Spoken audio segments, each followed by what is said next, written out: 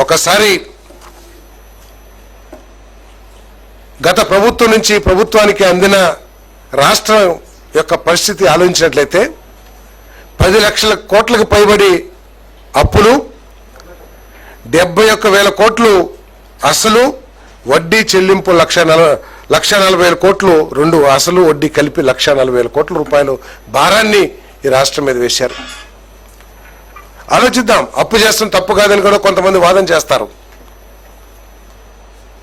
కానీ మీరు చేసుకొచ్చిన అప్పుని ఏ విధంగా ఈ రాష్ట్రానికి సంపద కానీ ఆస్తులు కానీ సృష్టించడానికి ఖర్చు పెట్టారో కావాలంటే ఒక ఇండిపెండెంట్ ఏజెన్సీతో మనం ఎంక్వైరీ చేపిద్దామని చెప్పేసి నేను ఛాలెంజ్ చేస్తా ఉన్నా. నేను కేవలం మీరు విలాసాలకి, మీ మూర్ఖత్వపు ఆలోచనలకి ఒక రూపం ఇవ్వటానికి మీరు ఆలోచించిందే కరెక్ట్ అనే విధంగా మేధావులు కానివ్వండి, అధికారులు కానివ్వండి, ఇటువంటి వాళ్ళ అభిప్రాయాలు తెలుసుకోకుండా ఈ రాష్ట్రాన్ని పూర్తిగా అగాధంలోకి నెట్టేసిన వ్యక్తి జగన్మోహన్ రెడ్డి గారు కాదా అని చెప్పేసి నేను ప్రశ్నిస్తా ఉన్నాను. నేను ఈరోజు ఆయన ప్రభుత్వం నుంచి దాదాపు 1,40,000 కోట్లు అన్ని బకాయిలే. నేనేదో చేసేసాను అంటారు. ఎస్సీ, బీసీ, మైనార్టీలకి చేశానని చెప్పేసి గొప్పగా చెప్పుకునే జగన్మోహన్ రెడ్డి గారు వారి భవిష్యత్తుకి ఇగో ఇది బాట వేశాం మేము, ఇదిగో ఈ విధంగా వాళ్ళ ఆదాయ వనరులు పెరిగేదానికి మేము చేశాము, ఇదిగో వీళ్ళ సంపద సృష్టికి లేకపోతే వాళ్ళ సంపద విలువ పెరగటానికి మేము ఈ చర్య తీసుకున్నామని చెప్పేసి చెప్పే దమ్ము ఉందా జగన్మోహన్ రెడ్డి గారికి అని చెప్పేసి నేను ఛాలెంజ్ చేస్తా ఉన్నాను. నేను పేదవాడి సంపద విలువలు కూడా దిగజార్చేశాడు జగన్మోహన్ రెడ్డి. నీ దుష్పరిపాలన మూలంగా ఆస్తుల విలువలు ప్రతిసారి కూడా అది కోటేశ్వరుడు ఆస్తుల విలువ కానివ్వండి, లేదా పేదవాడి ఆస్తుల విలువ కానివ్వండి, మార్కెట్ విలువ కడితే ప్రతి సంవత్సరం పెరుగుతూ ఉంటుంది. పెరగటానికి కారణం ప్రభుత్వాలు తీసుకునే నిర్ణయాలు, ప్రభుత్వం తీసుకునే విధానాలు, అవలంబించే విధానాలు ఒక మూల కారణం అని చెప్పేసి కూడా ఈ సందర్భంగా తెలియజేస్తాను. కేవలం ఈయన దుష్పరిపాలన మూలంగా పేదవాడు తన ఆస్తుల్ని తన అవసరాలకి వినియోగించుకోలేని దుస్థితి వచ్చింది.